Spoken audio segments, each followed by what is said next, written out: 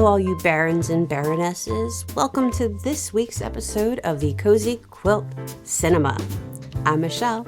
And I'm Beth. Every week we dive into a movie, tracing the emotional thread from our first watch to how it resonates with us today. Yes, it does. Yes, we do.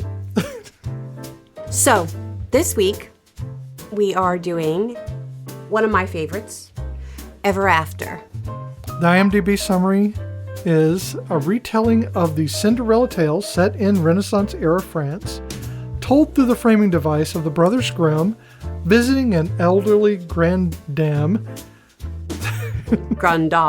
yes. Who recounts the true story of her ancestor Danielle, a strong-willed, independent young woman who overcomes adversity, confronts her cruel stepmother, and crosses paths with Prince Henry, with Leonardo da Vinci appearing as an ally and mentor. It's a hot mix. You got historical characters in ways that I don't think I would have thought that they would have interacted. Not to say that they didn't. I'm just saying I wouldn't have thought of it. I love Grimm's fairy tales, and that's part of why I like this movie. So I'm going to ask you first. How did you feel the first time you saw it? Honestly, don't know how I felt the first time I saw this. Because I don't really remember when I first watched it. I think my basic emotional framework at that time was probably that I really liked that she stood up for herself. Mm-hmm. In most of the ways. It was annoying that she didn't stand up to her stepmother, but I don't know. But she does. I mean, well, we'll get she into doesn't. That. She does and she doesn't. But yes. Let's just say that my emotional, feelings of this movie before were not based in the feminism of it so much as in the justice of it. And feminism and justice can go hand in hand in a lot of ways. Mm-hmm. But I wasn't thinking about the feminist angle so much as I was thinking about the injustice that she faced during the entire thing. So indignant. That was my emotion. So when I saw this the first time, I can promise you I was not thinking about how she stood up. As much as I myself consider myself a feminist and always have, I wasn't even looking at that. Again, I am a big, huge Grimm fairy tale nerd. I have you've seen the book. It's about 3 inches thick. And it is a compilation of all the Grimm's fairy tales. I just nerded out over the fact that the Brothers Grimm were in it and they were collecting the stories. She called them, the grande dame called them to her so that she could give the true recollection of the story. Sure. Quote unquote, the true. But for me, I always appreciated this because it was yet another version of Cinderella. Yes, my go-to princess is Snow White. And yes, that's kind of messed up calling myself a feminist and loving Snow White. But when I was a little girl, because if I don't do a story in the background of my every podcast apparently, but I got to see Snow White and the Seven Dwarfs when I was 5 years old at Radio City Music Hall, a play. And ever since then, I've always said that Snow White was my princess because that was the very first princess that I got to experience. Sure. And I always think that with little girls, we may have other princesses growing up, but our first princess is always our princess in our heart. The one that we first experience. Right. So Snow White is my girl. But when I got to read, and I didn't know that there were other versions of Snow White, the same way I didn't know there were other versions of Cinderella. So getting to read these different versions opened my eyes to they're very much the same retelling, but it's there's always a twist. There's always something different that, again, the Brothers Grimm, they had collected all these different folk versions from all around. And in the beginning of this movie, when they are speaking to the grand dame, they are like, well, some say that she had slippers of glass, and some say she had fur slippers, and it's true. There are so many versions there's one where she has a dress, and this is the one that always resonated with me. A dress made of stars, and it looked like midnight and stars. Yeah, I know that one. And and then she would come back the next night, and her dress, there was like 3 balls, and the next night it was a dress of gold and sunshine, and I think it was the moonlight one that was the finale. That was the one that got the prince.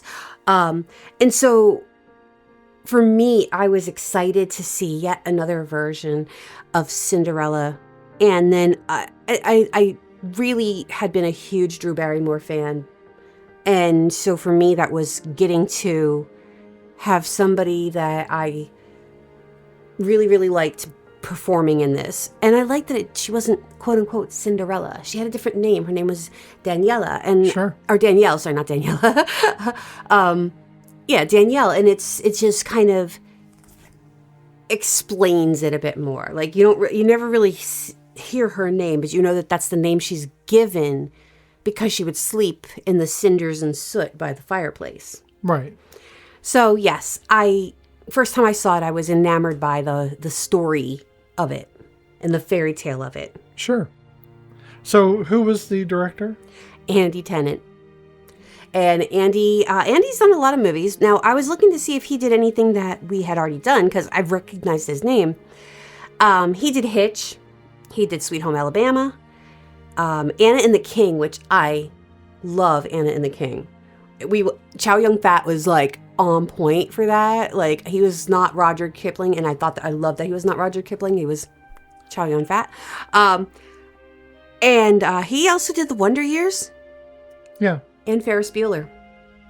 Absolutely. I could have kept going because there were so many. I was he's done, and the thing is, it's a wide berth of things. I was confused though, because when you look his name up and it Googles, it gives you Grease and Grease 2, but when you actually look at Grease and Grease 2, his name is not there. And I'm like, that is not right. Yeah, it's misapplied. 70, but that's pushing it, guys.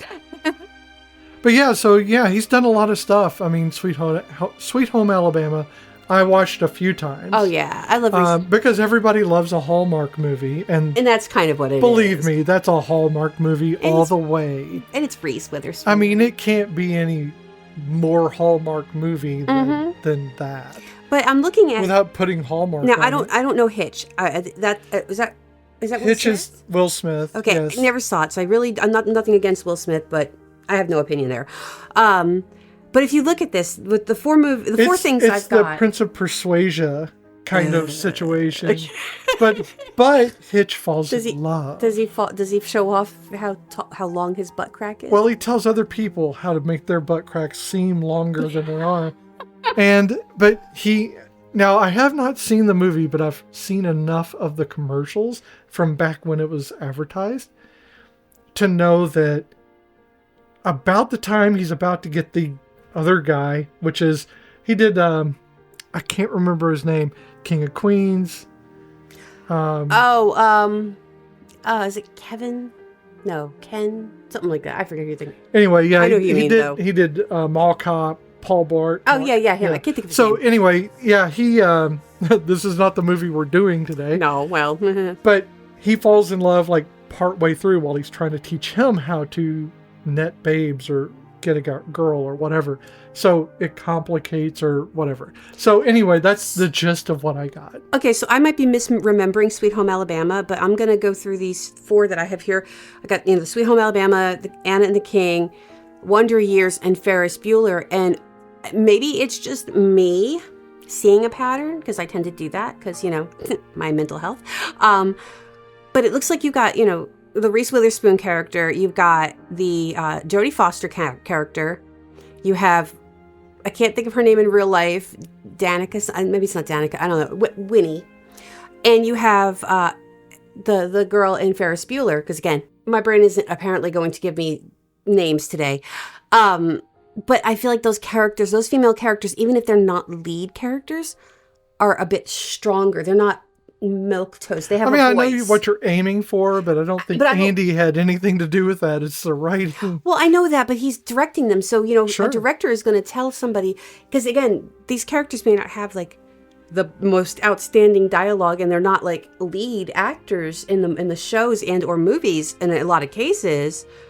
But I feel like, when you've got a good director who's telling you, I want you to do this with your character. A lot of it's acting. A lot of it is the actors, but also a big chunk of it is the director. I think the link that you're looking for. Maybe I am. Yeah, maybe I'm looking for something that's not really there. Okay. We have Drew Barrymore, who is playing Danielle de Barbarac, and Angelica Huston, who shows up in the movie as the Baroness. What is it? Rodmilla? I don't know how to...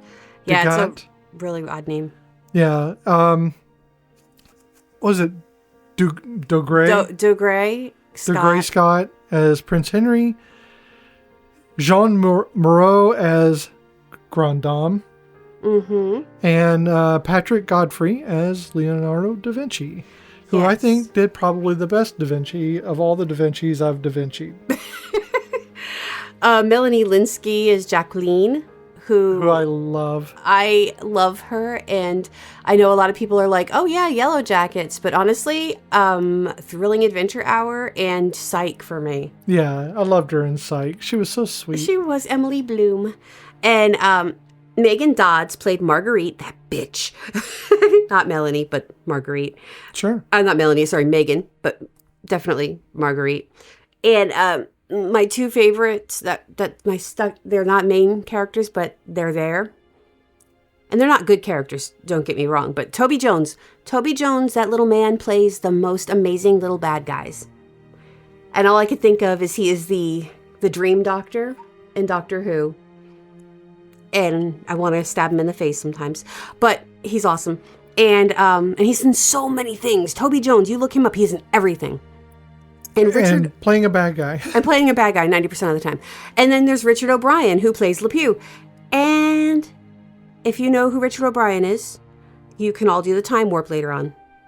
Yep, and he's Pepe Le Pew. Pepe Le Pew. Pierre Le Pew.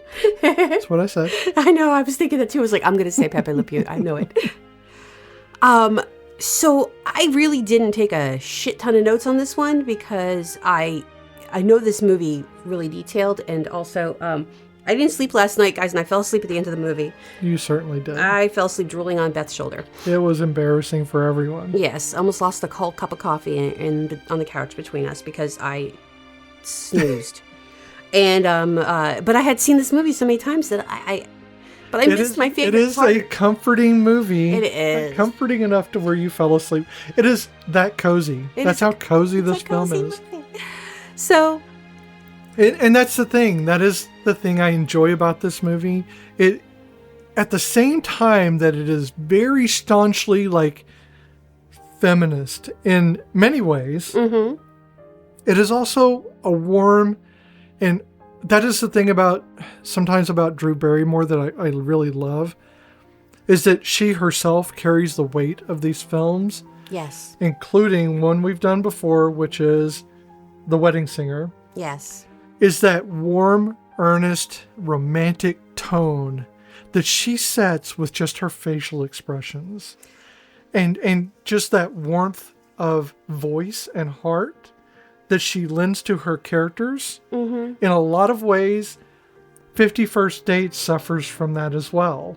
As much as you want to point out some of the glaring issues with things like 50 First Dates, which isn't the movie we're doing right now, she makes you forget that there are those glaring issues while you're watching it. Mm-hmm.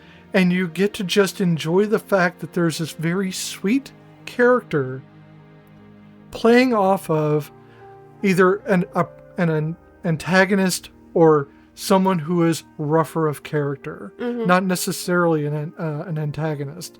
Sometimes they're the co-protagonist, such as Prince Henry, mm-hmm. who is ultimately a sweet person. He really is, and he just wants...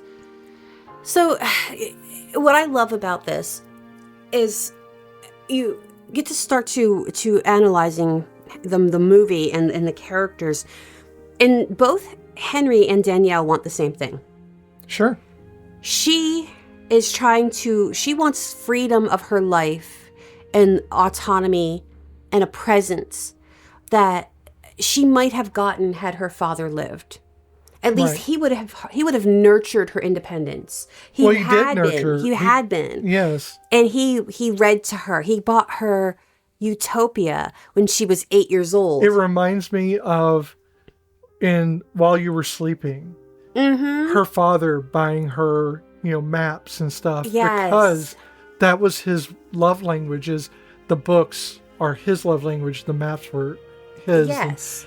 And it's that there's that fatherly warmth that starts the movie off. You're started out with the fact that this girl is not a wild child. No. She is a free child, and she feels no issues with showing her dad exactly who she is, and he readily accepts her. So the movie starts with her father coming home and in the household getting prepared for him to return. Sure. And he was going to be bringing home a wife because he is a widow. And Danielle they're dressing her up nice and pretty to meet her new stepmother and her new stepsisters. And her friend Gustav is kind of fucking with her through the window. He's like, "You look like a girl, and I am a girl, Why is it I keep thinking Gustav is a candlestick? I know. That's Lumiere. But it seems like he should be. He should be, but yes, that is Lumiere. And Gustav is a little shit, but Gustav is her best friend. And we talked about that a little bit watching the movie, is as they get older, there's no romance there. There's no longing. There's no one-sided. There's no ducky situation here. Brother. He's her best friend, and that is all. And he has his own life. He's obviously an artist, and he is, working. He's an apprentice, I think, an artist apprentice. So he has his own issues because, again, at that time, even an apprentice did not have the greatest of life. There's the rich and there's the poor, and neither shall the twain meet, and. But he defends her. He supports her. He knows she's doing stupid things that could get her killed. And he's there. He's there for it because you know what? What's a best friend got to do? Your friends help you hide Bury the bodies. The bodies, exactly. That's They've got the shovel and they've got a zipped up lip because they're not going to fuck with you. I mean, a lot of people say ride or die, but I say ride and live. Mm-hmm. You make sure that the person with you stays alive and you get everybody else dead. Well, yeah. I mean, you need to have an alibi. You kill all your alibis and you got no alibis. So yeah, Gustav is awesome. And when her dad comes home, the carriage stops and the two girls, the younger girls, Jacqueline and Marguerite, come out, and you can see that they've got a different upbringing than Danielle. Right. And then the Baroness comes out, and Angelica Huston and all of her Angelica Hustonness, because there is either Angelica Huston or it's not. I mean, no matter, because you mentioned the movie Witches earlier. Yeah. Angelica Huston in her movies, there is almost like the anti-Drew Barrymore, where Drew Barrymore brings everybody together. She's got that calm effect. And everybody's just, yes. When you think of someone who would play, I don't know, Queen Mab. Angelica Huston could play Queen Mab. Right. She is, not that she as a person is, but her characters tend to be She has a cut stoicism. into glass. Yes. She has that straight-backed stoicism that I could only dream of carrying. The only difference, I would say, the only I think thing that would be different is when she is playing Morticia. Well, even Morticia has this. It's a. She's very proper there, but confident. she's also very warming and loving. Yes, but there's this confidence. But, Sure. But even then, even Morticia is stoic. Yeah. Because she's only a caring person with the people that she actually cares for. Oh, yeah. No, I think she would have made an excellent knight. Oh, my God. The thing... She's stoic as fuck. I don't remember who said this, but I remember a long time ago, it was an actress or something. I was reading an article, and they said, walk into a room with your back straight and your head held high, looking straight ahead, and act as though you are a badass. And not in those words, but basically. Yeah. And the rest of the world will accept that. Now, if I walk with my head straight up, like looking straight ahead, I will trip over something. I have to look at my feet. So it's true, but the entire room will help you up. Exactly. But I always remembered that. And Angelica Huston has that. She walks into a room and she could literally be in her pajamas and you would be like, yeah, she's in charge. That's the woman who I need to either be very, very nice to or stay the hell out of her way. And so I love her. I love her so much. And yes, Morticia is one of my favorite characters that she has played. But I think the Baroness is up there because of her bitchiness and her just, her Angelica Huston of it all. And so she comes out and her dad is like, hey, where's my daughter? And here comes Danielle running around the corner because she just beaten the crap out of Gustav for making fun of her. And her beautiful dress is all muddy, her mud in her face and on her hair. And he just scoops her up and dances her around. And he just loves the shit out of this little crazy kid. And you could see the distaste in the Baroness and the two girls. Yeah, it's kind of the looking down on her thing. Definitely. She's definitely looking down on her. I do not think that the Baroness actually loves Auguste. I don't think she does. Oh, no, I don't think so either. I think she saw this merchant who was going to keep her in a lifestyle that she wanted. In the lifestyle she tends to keep herself by selling everything she owns. And people included. Yeah. And so when he has to leave a week later, and he's obviously starting to have some issues because he keeps rubbing at his arm and trying to, get the tingling out of his hand. And he passes away. He literally passes out and falls off his horse. And that's another scene too, is they are waiting for him to get to the gate. To wave. And Angelica Huston and the two girls start going into the house, and she's like, come on. And she's like, no, he always waves at the gate. And Angelica Huston's look on her face, the Baroness's look was like, whatever. And she was going to go inside anyway. And that's when he falls off the horse, and that's when Danielle screams and runs over to him. And this is the defining moment in the movie of this poor child's life. Is Auguste, he's on the ground.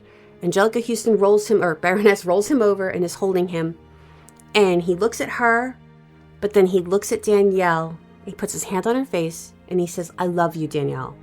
And you can see the break in the Baroness at that moment, because she sees this child getting the affection that she feels that she should be getting and is utterly jealous of this child, this 8-year-old little girl who's just lost her father. I mean, the first 10 minutes of the film are to set you up for this horrible fall for this young child.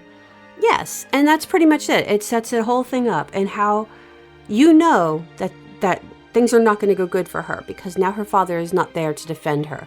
And even the Baroness is like, Auguste, don't leave me here, alone here. Like, he brought her there. Don't leave me with these freaking kids. Don't leave me with these freaking kids, Bob.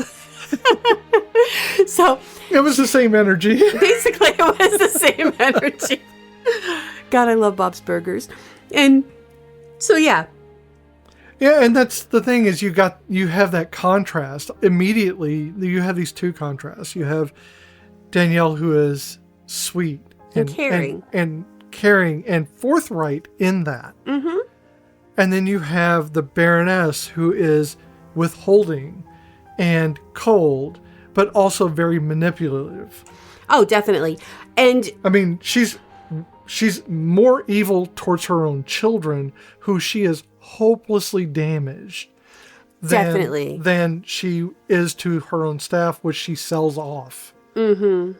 So yeah, because now let's look at the, obviously they flash to the present-ish time where to her young adulthood. Yeah. And so Danielle's young adulthood. Sure. And obviously Danielle is now a servant for her stepmother. Right. Or at least positioned as such. And Jacqueline and Marguerite are definitely treated as little princesses. But you're right. There's damage that she's doing to her own children. Marguerite is raised to think that she is deserving of so much more in life because the Baroness expected more in life. So she holds this belief in her that her child is this entitled, child to the prince. Like, she's like, you're going to be the queen someday, da-da-da-da-da. And then there's Jacqueline, who is... she wants her mother's approval. And like in the beginning when I don't even remember what she says to Marguerite, but Jacqueline, she answers in a definitely by rote answer of what her mother has said to them 1,000 times. Sure. And instead of her getting the approval of her mother, who she obviously quoted her mother, the Baroness turns to her and says, you should not speak unless you have something to add to the conversation. It's like, you bitch. Yeah, well, I mean, you can tell, the way they have positioned these characters and the way these actors actually portray them is that these two sisters have already done the pecking order. Yes. Before they got there. Or over the time that Danielle and they were growing up. Yes. In that house, they've gone through this pecking order thing, and obviously someone has lost, and the other one has to support and be the kind of yes and person. Exactly. And you had pointed out that they weren't traditional ugly stepsisters, that they were ugly on the inside. I don't necessarily think that Jacqueline is ugly. I think Jacqueline is a parrot until she starts to realize that. Yeah, no, I meant starting out. Oh, yes. They all three of them are very ugly on the inside because they don't develop at all, except Jacqueline does develop. Because Jacqueline is just genuinely a good person too, who just, again, wants mom's approval and is trying to follow the rules that her mother keeps instilling upon them. I don't think it's just that. I think it's also that she wants her sister's love. Oh, definitely. At least appreciation or some semblance of it. This is all about striving for someone else's approval. And to a certain degree. And the only person who does not strive for anyone's approval is Danielle. Right. Because, she's accepted that the Baroness is going to treat her like shit. But what I love is that in some cases, when somebody is abused to that extent, they become bitter. And while Danielle is very angry with the Baroness, she still treats her with kindness that she does not deserve. And because she's trying to keep the peace. I get that. Being the peacekeeper is exhausting. It is exhausting. Well, she doesn't change who she is because the Baroness is who she is. But she knows how to say the right thing at the right time. Because as much as sometimes she slips, she still is trying to maintain the peace because she knows with Maurice. She grew up with Maurice and he was sold off. And when she gets those coins, which she gets from the prince because the prince steals her dad's horse, she pegs him in the head with an apple, doesn't know that it's Henry. When she realizes it, she freaks the shit out. That's Prince Henry. Henry. And so she gets coin and she gets excited and she's like, oh, we can get Maurice out of prison. That's her first thought. Yes. Not that we have coin and I could buy a pretty dress. Or we can pay for getting our stuff back or anything like that. It's to save another human. To save her friends. And her family. Her family, which are the last few servants that are left in the home. Which is, and she says this later on, but it's indicative of how she is throughout the film. She's not doing any of what she's doing now for herself or for the Baroness. She's doing it for the place that her father built. For the people that live there and work there, she's doing it for them. Yes. Because I know, at one point when she thinks that Henry is courting Marguerite, she's like, they're my family is his family. And he could take them away anytime he wants, So she's like, go ahead, marry Marguerite. And this is before she starts to have feelings, because she's just like, I don't care. He can just take them all. And Marguerite, though, she's a creeper. She creeps me the heck out, because some of the shit she does is just like, the chocolate. There's a lot of underhandedness and a lot of manipulation that is all learned from her mother. Oh, definitely. So you can see this is like her, she's like a mirror. She's a little bitty mirror that got put up, and then that's all she is. She never developed anything else. Yes. No, you're definitely right. And which is so horrifying for her. There's a lot of reasons to feel bad for her, because she's never, despite what happens at the end, she's still never going to change. No. She's already become that person, and she's decided that's what she is owed. Oh, definitely. And I think that's what's so satisfying about at the end when they get called into court, and they're all like, oh, like, the comeuppance. And it's, and now by this point, Jacqueline she's hooking up with the guard dude, and I think he's a guard. I'm not sure who he is, but he's one of Henry's men. I think it's just one of his retainers. Yeah, and they've got a cute little thing going on, sure. and I love it, because she's a little bit thick, and and apparently, Baroness she makes a lot of jokes about her. I don't think she's not thick. She's just not super thin. Exactly. She's just normal. Oh, I know that. I'm just saying. So, like, when the first time they're going to go to the ball, Marguerite makes a comment about, well, you're only there for you're only going for the food. And so, like, at the end, when they're in front of the king and the queen, and they realize that shit's going down. Yeah, shit's going down, and she kind of like is away from them, and then they're like, Jacqueline, you knew what was going on? She's like, I'm sorry, mother, I was only here for the food. Bitch. Because that's how she met her man. They were both wearing horse masks. At the buffet. At the buffet. That's right. That's how she met her man. In Vegas. Her man's. But it's that I can't explain how much I love it. Well, this is one of those things where it kind of mixes, it's a little bit, not just like, because A Knight's Tale, yeah, there's a certain amount of anachronicities that are there. Yes. That just make you appreciate the conflict between that and the feminist stance that's taken. Mm-hmm. It makes you appreciate that whole like quality of the film, that no one looks down on Danielle. No. Except the Baroness. Her family. Yes. They're the only ones that look down on her. Everybody else treats her pretty like an equal or like a beloved family member. Now, no, Henry doesn't, because Henry probably would have treated her differently if he had known that she was only a servant. But I don't know, because when they first meet, she pegs him with an apple. She pegs a crap. But he doesn't know. I mean, he knows that she's a servant of some kind. She doesn't know that. He doesn't know who that is. He didn't recognize her. But later, when he meets her again, when she's trying to get Maurice free, and she's dressed as a courtier, and she is presenting herself as such. And then he's like, but didn't I see you, blah, blah, blah. And then she kind of is like, well, I often go out and help. And don't you ever get to meet and speak with the peasants and talk to them? And he's like, no, the ruffian, the common people, I wouldn't speak with them.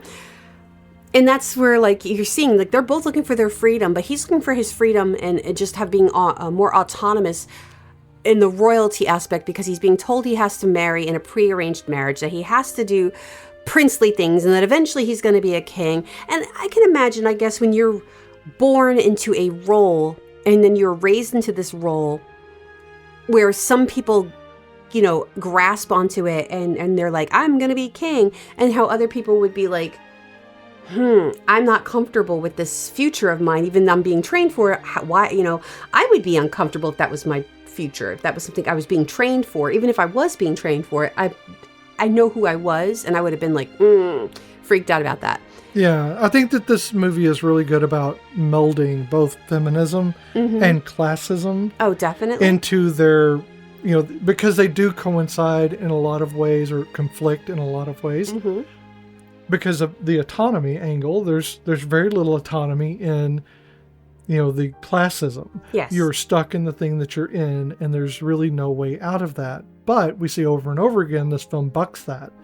One of the prime points is, and forgive me for using the word, but it's used in the movie, is the gypsies. Mm-hmm.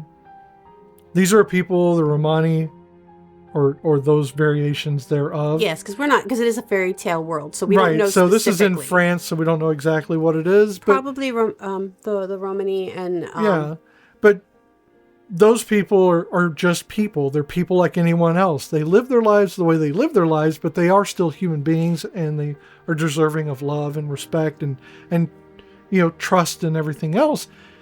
But I like that this movie bucks that whole scenario by them getting to understand that these people are kind when they need to be kind. They steal when they need to steal. They do the things they need to do to survive. But they also befriend them very easily. But they are autonomous, regardless of the social pressures. Absolutely. They are autonomous because they have that freedom to be who they are. They have that freedom to not care that they are who they are. I mean, classism still comes into it because the king can still have them all killed for being there. Yeah. But they are a free people within that boundary. They are the chaos within bounds. Yeah, and it is also the chaos that brings Danielle and Henry more, like, they're closer together. That's where they kiss. That's where they kiss. That's their first time of kissing. And also, she'd never been kissed before. But that's also probably the first time she'd gotten a little toasted too, because... Sure. I mean, maybe. We don't know. There's a good chance she wasn't getting a nip in that household. I mean, that's how she made the nights go by. No, and she was reading in the fireplace. With a little bit of wine. Yeah, who knows? A little snipper. But that feminist thing of not just for women, but also for those who are downtrodden, who... Everyone is equal to Danielle. Mm-hmm. And she doesn't see people in the classism. She knows that the class is there. She recognizes it. But also, it doesn't define her or the people that she loves. No, because she kind of like... Yeah, meanwhile, like, while the again, not a good word, but it's the word used in the movie, while the gypsies are stealing their stuff at that time, they bop Henry on the head. She's up in a tree trying to figure out where the heck they are because they got lost in her undergarments, and they're like, well, thank you for this dress, my wife will love it. And she's like, oh no sir, I will have my dress back. And then like she bargains with them, and then out of respect they're like, yeah, because she carries Henry away because she's like, if I can... It's one of the best parts of the movie to me because it shows Danielle's wit. Yes. And her just on the spot. She is not going to back down. Nope. And she will figure out a way. Yeah, and she doesn't talk to them like she's better than them, but she's not manipulative. No, she's not. She's like, but it was a good little... That wasn't a manipulation. No, that was not. That was her following the defines of what he said. She went with that, and she used that because he set the standard. I can say, and she showed that men don't set my standard. Yeah, because all he said was, you can leave with whatever you can carry. Right. And she's like, whatever I can carry. So I want your word on that. Yeah, and so she hikes up and she puts Henry on her back. I wanted to believe for years that she actually did that, but they had to put him in a harness because he's... Yeah, he's way too big for her. But I always wanted to believe she actually hiked him up on her shoulder because I knew girls who could do that. Sure, so, plenty of women can. She's just she can't. No. I mean, some women can, some women can't. I couldn't do it. I would try, but I'd break a bone in my back. But yeah, no, it's such I think it's a well-rounded movie. I think it's important to note that, despite the fact that this is basically anti-classist in a lot of ways, in the end she does become a princess, and she does therefore conform to the classism. Yes, but I have is she going to be a just and wise and caring ruler? Sure, I'd like to believe so, but that classism's still there. She didn't denounce the throne. She didn't free everyone from the confines of classism. No. She still worked within it. So because obviously it's her great grandmother or her great granddaughter is telling the story, and she's a royalty. She's a grande dame. Right. So we're talking about within the area of the classism that's there, she makes the best of it. Yes. In the best way possible for anyone who is in that classist or caste system. Yeah, and again, we can make inference all we want with this, but we don't know. And again, it is a fairy tale, so it's, the fantasy is there. I love the speech that she gives to Henry when she goes to save Maurice about the poor and about, because she quotes Utopia, and she's like, so, and he recognizes it, and so he's like, oh, so you read Utopia? And she's like, yes, my dad used to read it. Well, she didn't say my dad used to read it to me, but she's like, yes, I've read it. And she's like, you've read Utopia? And he's like, oh, it was boring. And she's like, then obviously you missed the point of it. In not so many words, she's like, you missed the point of it. Because you're not, and this is, for me, it was so apropos for what we are dealing with in society now. You keep your people uneducated. You keep your people poor. You barely give them anything to survive on. And then you fault them for the way they were raised to survive. You punish them for stealing and for trying to survive in this world that you created by taking away all of the things that they need to. Well, you take away education, you take away human dignity, you take away the ability to provide, and then you punish them for surviving. Exactly. And that is kind of what we're going through right now. Absolutely. That's what I was talking about. I wasn't even talking about the movie. It's taking away of all of our things that we need. We need education. We need programs to help us so that we can, when people are broken down to their basics, we lose creativity. We lose the arts. We lose the beauty of humanity. Now, humanity, I don't often say is beautiful because I feel as we are horrendous on a good day. But when we take away everything that makes us who we are, I mean, yes, Cro-Magnon man was probably, they were making art paintings on the sides of caves, but also they weren't, because they were too busy surviving, and there weren't as many as there probably could have been, because you got to survive. People who are living through, it's only the privilege. When you look at the Renaissance, there were very few dirt poor people living in the Skid Row of society who were Renaissance painters. No, these were people who were living in living through patrons and they were, they had a talent. But they were also seen as worthy of financial supports. Sure. Or they were already born into it. And so you lose that. You lose that creativity when you take away, when people are hungry and they're hurting and they have no way to survive. You're taking that away. And that's what we're working on right now, is taking that away from people. And that's when we're going to lose a lot of our... I think the weirdest thing about the movie for me is that Leonardo da Vinci is in it. I know. But I kind of like it because he is almost, in a way, he's kind of that magician. He really is. He's the Merlin.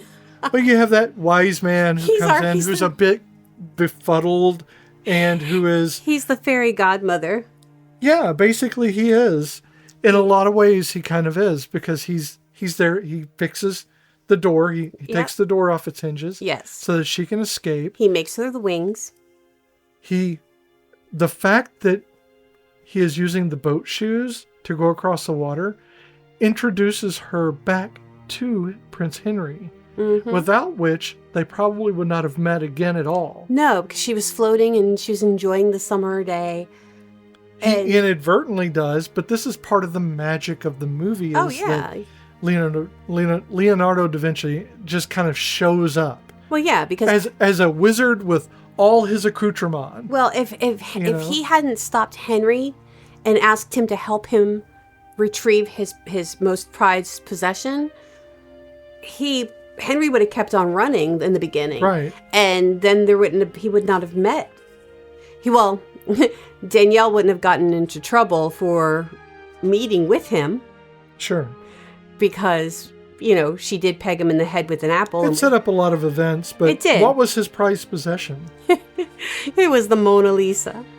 Which is painted on stainless steel. Yes. The Mona Lisa is actually painted on wood, but in the movie it's painted on canvas because it's easier to roll it up and stick it into a little travel You cannot have a chase scene in which they dive into a river with a big plank of wood. I didn't realize how small the Mona Lisa was. I always thought it was, a normal, like a portrait painting. Like you see these big... It's about like that. Kind of small. Yeah. I mean, I'm showing it on a podcast. Yeah. I've never been to France, never left the country, except for when we went to the Bahamas at one time, so there you go. But I would like to see the Mona Lisa just so I could say I've seen it. It's not a bucket list thing. Well, if we ever make it to France and they haven't stolen it from the Louvre by then. Oh, yeah. Which, I mean, apparently it's a Kmart now and anyone can walk in and grab anything. Yeah, apparently. I mean, I just think somebody's making a movie on that right now. They have to be. That's such an excellent... Sorry, stealing is wrong. Stealing is wrong. But also, museums are wrong. I mean, yeah, because museums, 90% of the things that they have were stolen from the cultures that they were originally from. Dinosaurs can't be stolen. I am very mixed on that because I do love the museum. I love a museum, but and also... I love art.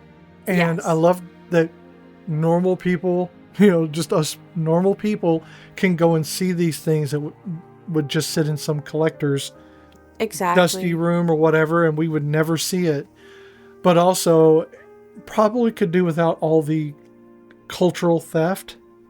Oh, no. Yeah. I mean, you saw what was the name of the museum that you took me to in Memphis? The Pink Palace? Pink Palace. Yeah. And you saw my emotional reaction to seeing a Grecian urn. Literally, it was a Greek piece of pottery. And just seeing it in person, it was the emotional overwhelmingness knowing how old it was. To me, just knowing that the person who painted it, nobody will remember their name, but the piece is still here. Right. And it was also that... the tapestry that was embroidered by the monks. It's knowing that we don't know who it was. Yeah. But the piece is still here, but knowing that someone's human hands worked on this so many hundreds of years ago. It was just like one of those it was like when I woke up from my surgery and I couldn't figure out where my socks went. That weird, disconnection between knowing and seeing and understanding. Sure, and there's that linear time displacement. Exactly. Because we're seeing something from hundreds of years ago or even thousands of years ago. Yeah. And then you have to reconcile that in your mind. And my brain's, obviously, I can't reconcile a few hours that I miss. I don't really do linear time, so it's easier for me. I don't necessarily think it's a linear issue. It's so long ago that my brain is like, but the person's gone. But you get that feeling. I get emotionally attached to a person who I don't even know. You get that emotional, that in the center of your stomach, whenever you see something so extremely old, so ancient, that, at least I do. It's like this, almost like a dull pain in the center of my being. Yeah. Because I'm seeing something which is probably, and for me, it's more like a connection to, it's kind of like a quantum entanglement where you feel these different forces for each other kind of pulling at each other. You're seeing something that has been pulled out of time. Because you have to sit there and go step by step of all the things that happened to this piece of whatever to get here. To get to where I am staring at it behind a piece of glass.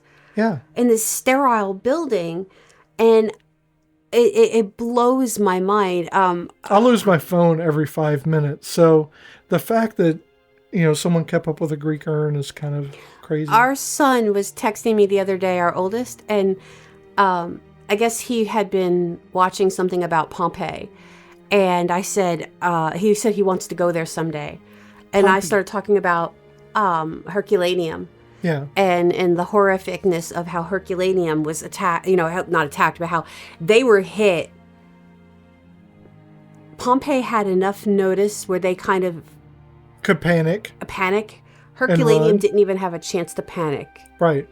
And so he was like, I'm always amazed by it. I'm like, I would love to see it, but also I know in the pit of my stomach, it would fuck with me. So I would just be a sobbing mess throughout the whole entire thing. That's why I don't get that when I see people who are taking photos and they're kind of posing with things and they look like they're just having a great time. No. And all I can think is, this is like the most, for me, like I spent a lot of time, because I'm a little goth girl. Mm-hmm. I spent a lot of time in graveyards. Same. And I didn't do it because I was having a great time. I did it because I felt comforted there. Mm-hmm. And while I would be comforted there, I would also be acknowledging of the fact that many of these people had things left undone. Almost everyone has things left undone because we have such finite lives. And to have them cut short by something that you did not get to have autonomy in is horrifying, in the aspect that you're always going to be wishing that that they'd been able to do something about it. It really, I guess it starts to reflect on your own mortality. Sure. And we just went off on a completely tangent of I don't think crazy. so. I think it coincides with this because these two people, Prince Henry and Danielle, they get to have that autonomy because, first of all, his father is not a giant dick as he presents himself initially. No. He loves his son. And he wants what's best for him. And he's okay with laughing in his own throne room when shit goes awry. Yeah, he wants him to find direction. And as a parent, we understand that because that is like the greatest thing for you is when your child has had no direction and they're adults and they're struggling and you're just wanting what's best for them. And then it clicks. And whether it is their mental health or it's their career, and you're seeing that they're trying, it makes you want to cheer for them even harder. Well, and it's not even the affirmation that you did something right. No. It's the joy of finding out that, like, our sons or our daughter, they did this on their own. I mean, it's like they created art. Mm-hmm. You know, and many of them can. Yeah, because our kids are pretty talented. I know, they're crazy talented, but it's that they did it on their own. They did it even when we messed up. Oh, yeah. They did it in spite of our messes, our misses, and our inability to be the perfect person for them. Oh, yeah. They still did a great job, and we have such fantastic children. We really do. And that is how her father has to have felt about her, is that Danielle she still managed, after all this tragedy. He would have been very proud of her. Extremely proud. And I kept thinking at the end, because I'm going to get teary-eyed here, over and over throughout the movie, the thing is, wait for the wave. Oh, yeah. So at the end, when they are leaving, mm-hmm. You get the idea that wave is there for them. No, you're right. That's waiting for the wave, yeah. I hadn't thought of it that way. But then we have, I keep going back to that scene at the end, but it's the Baroness and Marguerite. And like I said, that Jacqueline's in on it because she's got that little secret smile. Everybody loves a come-up-and story. Oh, yes. Everybody loves one. And they come in, and it's that bow, that the Baroness, that very low, very almost overdone, even for a king and queen. They're like, oh my God. It is the Broadway play bow. Oh my God, it is such a deep bow. She was not fucking around. She did the lean. Oh, yes. She did everything. I was like, holy crap, she just pulled out a Macbeth bow. Oh my God. Oh my God. I hope you didn't just jinx us. Well, I hope you didn't just jinx us. That's true. I could have said anything. Yeah, I could have said anything, and you went for Macbeth, the Scottish play. So yeah, and then like the screech. You almost could hear the record screech. When your wife, well, and then it's Danielle, and she comes out in the back behind them.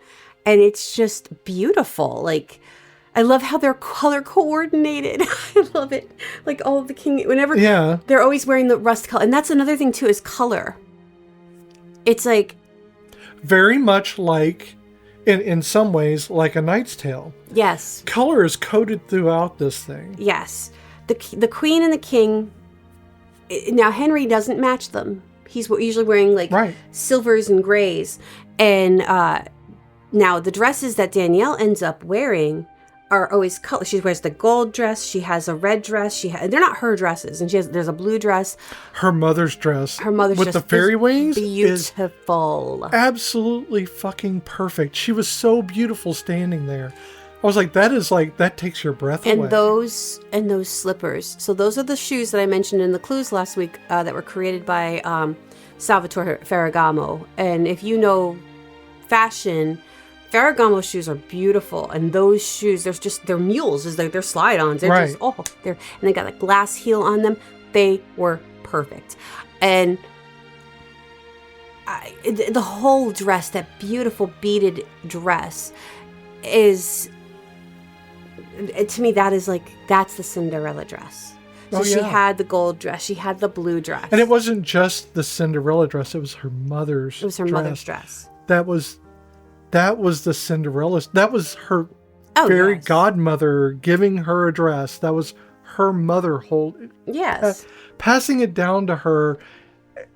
And it was something that was almost stolen twice. Yes. By her own family, her step family. And when it was stolen, it was because the servants hid it so they couldn't use it. Because of their love for her. Oh, yeah. Because of their respect for her. They wanted her to not lose that. Well, they shared and reflected the same love she felt for them. Well, and the fact that the candlesticks were her mother's, and the Baroness sold them off. The mirror, that was her mother's. The tapestries, that was her mother's. Or they were the gifts that her father gave her mother. And she sold them all off. So having the servants hide that dress and those shoes, it was like the last vestiges that they could. Well, let's talk about the moment where the Baroness is sitting there and she pulls Danielle down to look her in the eyes. Mm-hmm. And you think, when they're talking, you have this thought that maybe she does actually love her. Yes. And maybe she did actually love Danielle's father. What did you feel during that? Because for me, I was heartbroken not for Danielle at the time, at that moment. I was actually more heartbroken for the Baroness because it's almost like she was silently pleading. Maybe I read it wrong because I do often read things wrong. For me, it was, again, she is saying that, she's basically not opening her heart. It's a role. She makes a comment that her mother made her wash her face multiple times a day because she felt it was never clean enough. And she was very strict with her, and that she was going to, that's why she was the way she was with her children. And that she wanted better. She wanted, them to be better, da-da-da-da-da. But then she's got that backhanded, cut to her. Well, yeah, ultimately, she is going to make Danielle feel horrible. But in that moment, did you not get any I think there's sense? I think she has, because she's making the kid brush her hair, which... Yeah. This child, this girl who you have treated like a slave her whole life since her dad died. And you're now, she's now brushing your hair and at your every whim and feeding your family and taking care of them and taking care of the house. And you're telling her that you did care, that you did love, and you did feel, but she made you it's a thing that bothers me with parents. It's that whole, I love you, but you make it so hard for me to love you. Right, but did you feel that was a manipulation all in its entirety? Or was there something to the core there of maybe an abused child trying to reach out in some way and then not being able to fully realize it. I mean, maybe if you're going by generational abuse and that what she said was her mother did that to her. She's passing it down. She did it to her children. Yeah. So, I mean, you can say that that's the situation, but also there's that, she's keeping this kid at a distance. So right. I'm going to tell you how I feel, but this is just so that you will cling on to. See, this is why I will fall for that every time, because I keep thinking that core is still there and is true. And I want it to be true. And I will ultimately, and this is just kids just letting you in on a little secret here, all pessimism is based on optimism. Oh, definitely. And I am a hopeless optimist, which makes me really the prime optimist. It's expect the worst, hope for the best. I'm a pessimist because of that. Yeah. And, I keep, like, in that instant, my heart wept for her. I wanted her to open up and be caring and loving to Sure. Danielle. But I knew I was waiting for the shoe to drop. Well, I was waiting for the shoe to drop too, because this is a story that but you just want her to say the thing. You wanted her to say I couldn't love you because thing. your father loved you more than he loved me. And I was jealous, and I'm sorry, and maybe we can work on something. But none of that ever happened. It is a retelling of Cinderella, so there could have been that possibility. Sure. But we'd seen it before, and I still hope that. Oh yeah, I'm talking about like when I first saw it. Yeah. I still hope that just now I was just like, please just let this happen. I know it won't happen because I've seen this fucking movie before, and I know how it ends. Yeah. And the whole thing is, this could have all been avoided. She could have just been a real person. Oh, definitely. Instead of letting everything dictate who she is, she couldn't find the strength to be like Danielle and not let it dictate who she is. And I think there's probably a bit of jealousy there too, is looking at Danielle and knowing that she is able to be who she is unashamedly. I mean, she's definitely has that ability. She'd rather be her than be the head of the household. Mm-hmm. So she's not fighting to be head of the household. She's fighting to be her, and that enrages them. Mm-hmm. That just pisses them off that she's still content to do whatever, because being a servant isn't her identity. It's not. And that's the thing too, is she's out collecting apples and she's out tending the pigs, and she's not upset about doing the jobs. She's not pissed that she has to do these things. It's just part of the daily life. And I think that has a lot to do with her father. You're right. But it's also that, he was a merchant. He was going away all the time. So the servants, now there was a lot more servants when he was there because obviously the Baroness sold them off. But knowing that the servants raised Danielle and played with her, and she probably helped them do things, because what else is a kid to do when you're in a house by yourself with a bunch of adults?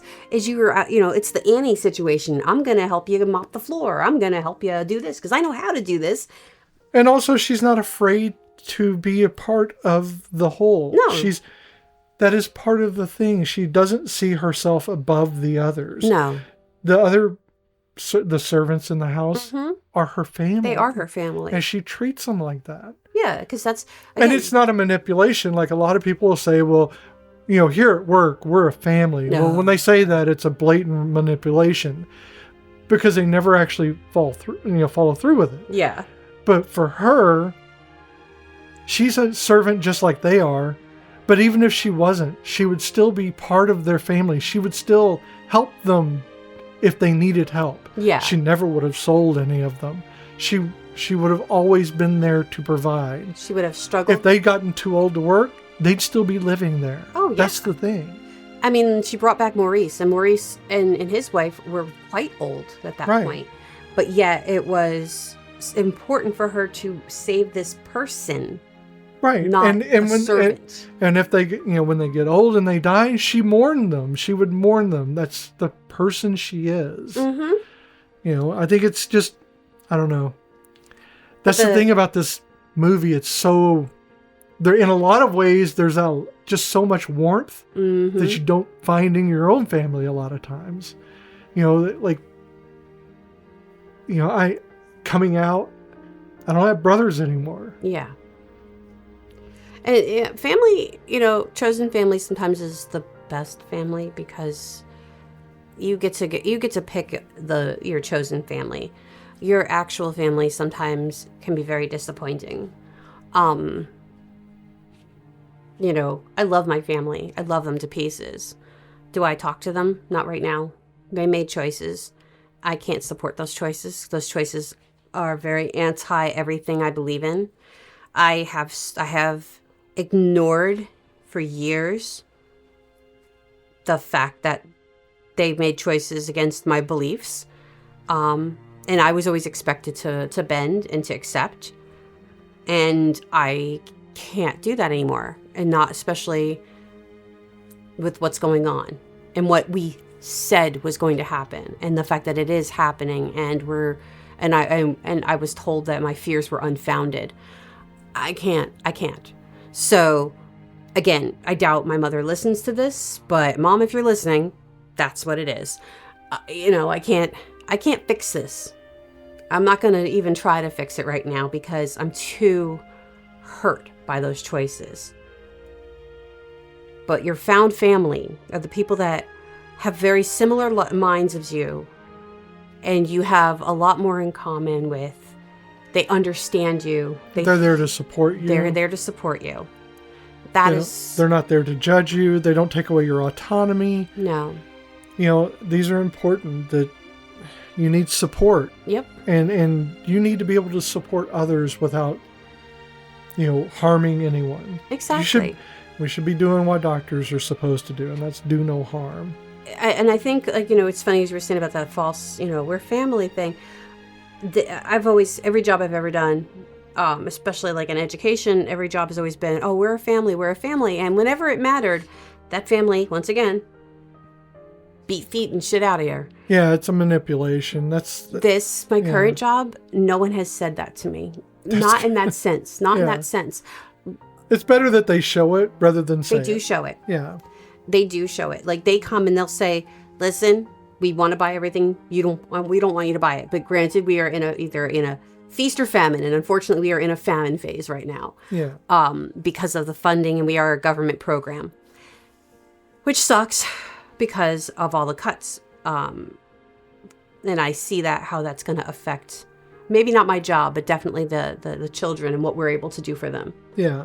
But no one has actually said it, but they're showing it. Let's talk about the prince real quick. Yes, Henry. So he is obviously not wanting to get married at the start of this. But he is the idealistic, great white hope, Yes. And at the start of this, he's just wanting to rebel. Oh, yeah. And it's just about rebelling. I like that. How many blankets does he have? I know. He's trying to climb. He's climbing down the tower with 5,000 blankets tied together. I know. That's the cliche cartoon. Which is just, insane. But, and also, what if something came on top? Anyway. Yeah, I know. There's so many things, guys. But he's this idealistic kid who hasn't quite grown up because he is so pampered. And not to the point where he's blind to everything, but to the point where he doesn't realize how vast his privilege actually is. Yeah, I mean, he has a bit of arrogance, especially when he is talking with Nicole. Oh, not Nicole. She calls herself Nicole. With Danielle. Danielle calls herself her mother's name. Yes, Nicole de Locre. In order to facilitate the facade that she is a courtier. Yeah. Courtier. She's not a Cartier. She's not a diamond. Courtier. I want a Cartier. Not a Cartier. It's a I know. Courtier. Courtier. I know. And so, yeah, he's. You see that arrogance. Even when he meets Leonardo, he's like, "Why did you stop then?" And he's like, "Well, you said it was life or death, and this was important to you, so I stopped, but." Could have been running and it was a painting and I could have still been beating feet down the road, but whatever. It's what we are now. He's a little bit arrogant and he doesn't know who he is until one of the guys is like, oh, Sir Leonardo da Vinci, Signor Leonardo da Vinci. He's a guest at our castle. He's like, holy shit, it's Leo.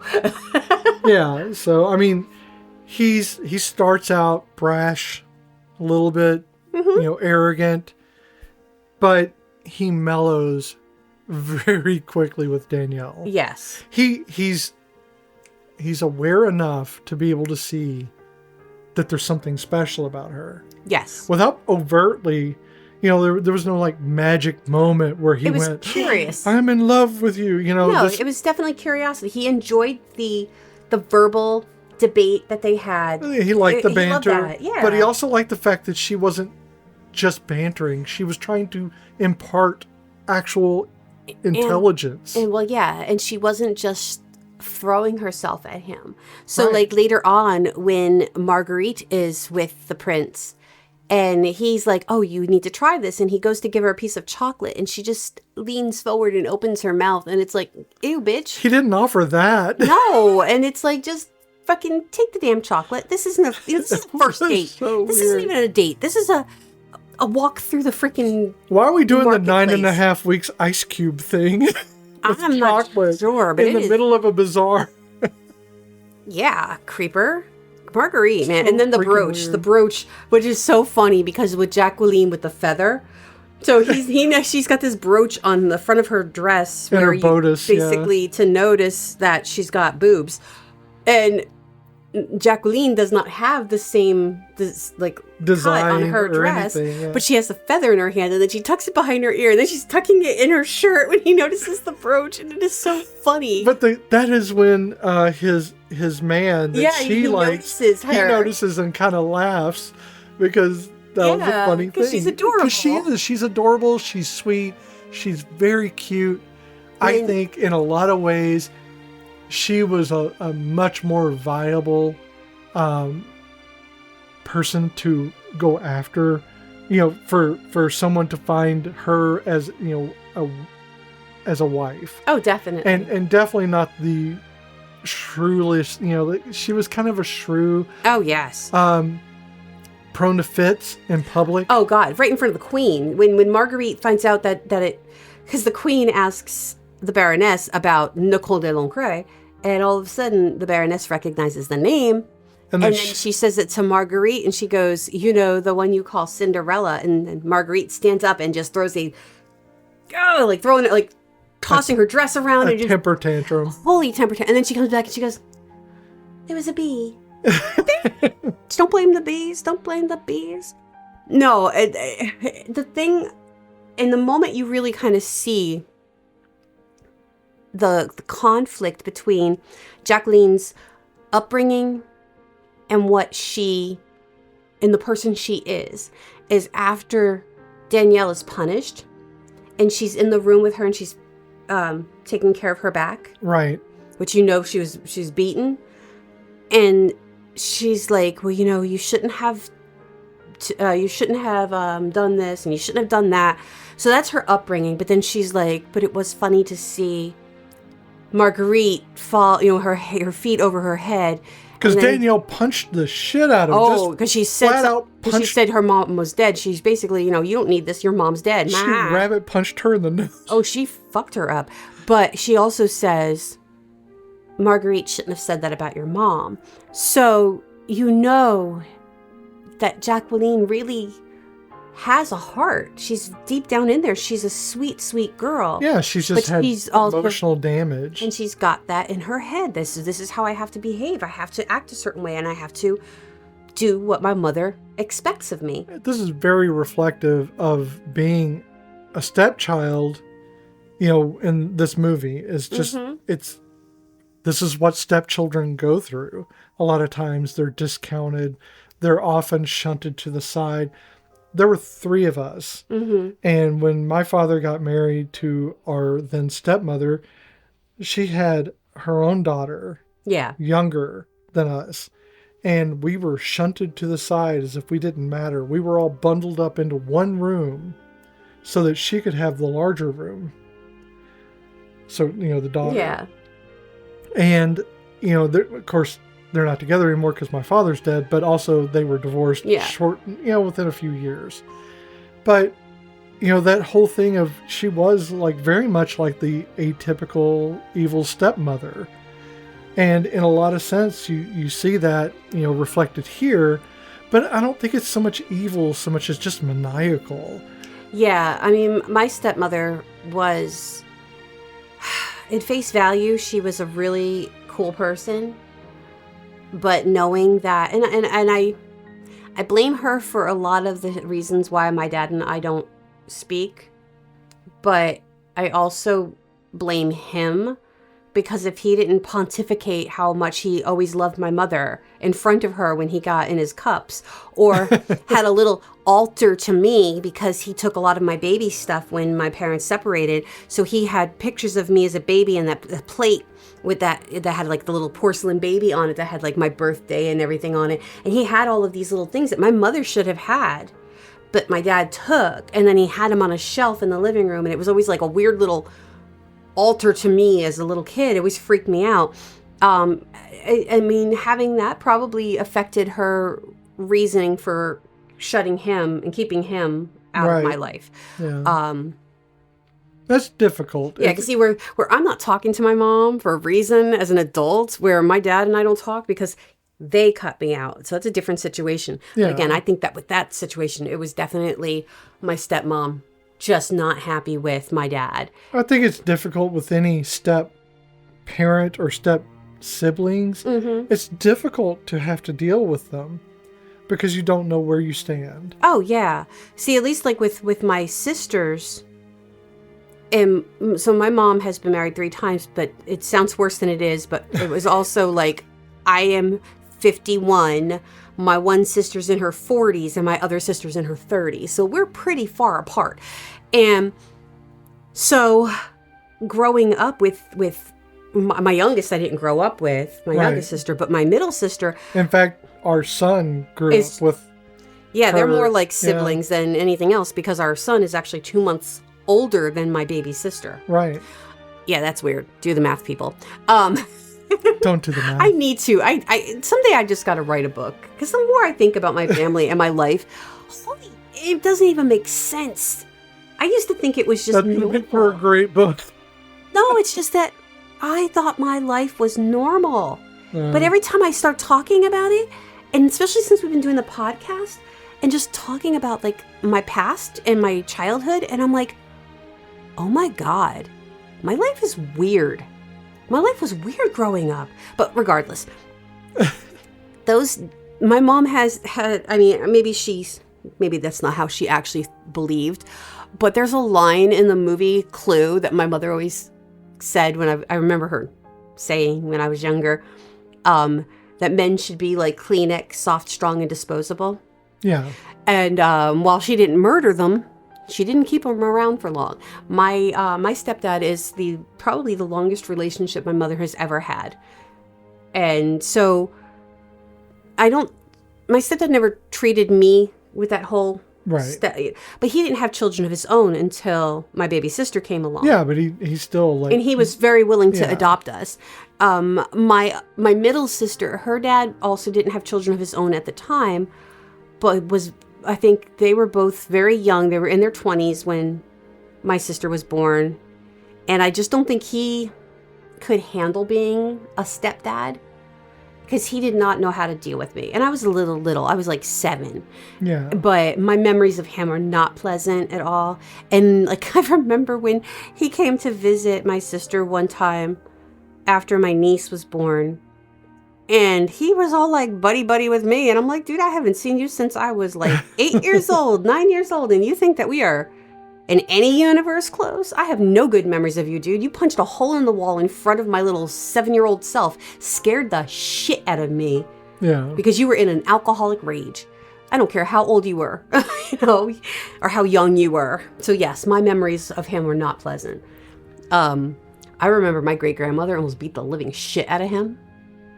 My great-grandmother was a sweet little old lady. I mean, hell, we called her Sugar. But it was because I was leaning to look at the new baby that had come home.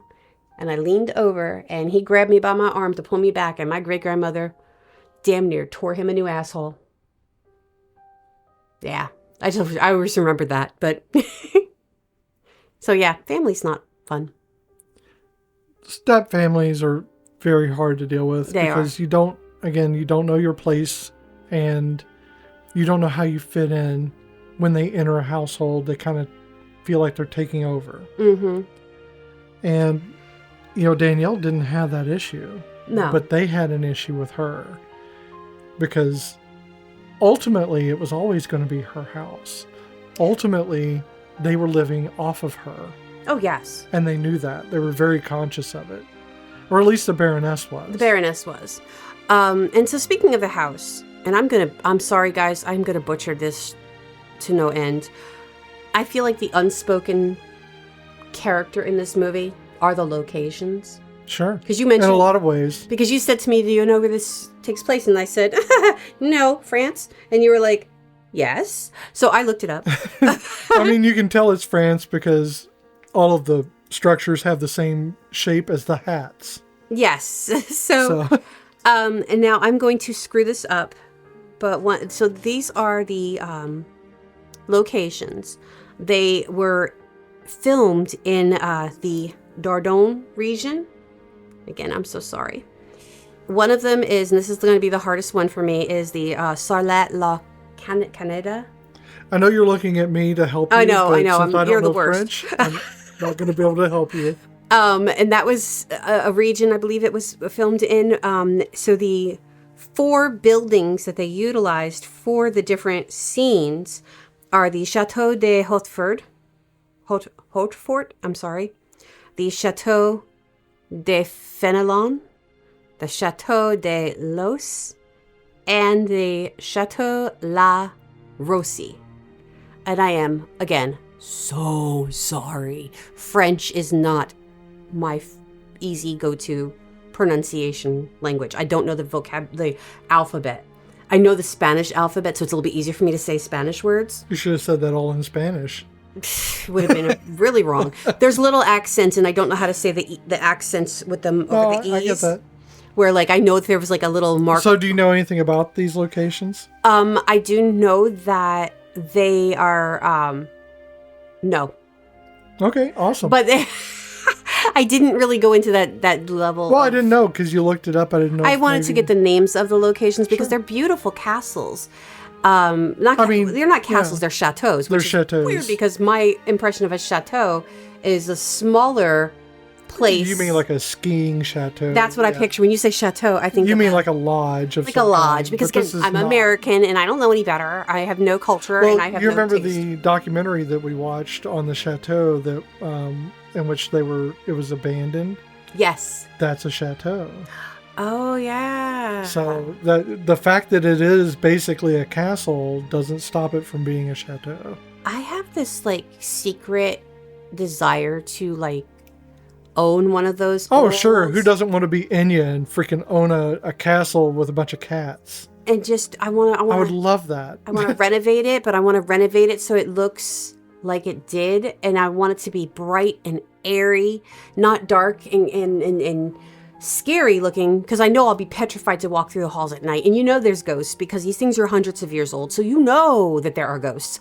But I will still be like locked in my bedroom. Honestly, when we watch those shows, inevitably we'll get on YouTube and go down a rabbit hole. Yes. It's usually abandoned stuff, yes. Well, abandoned stuff, but also in this case it was more old French homes. Oh, yeah.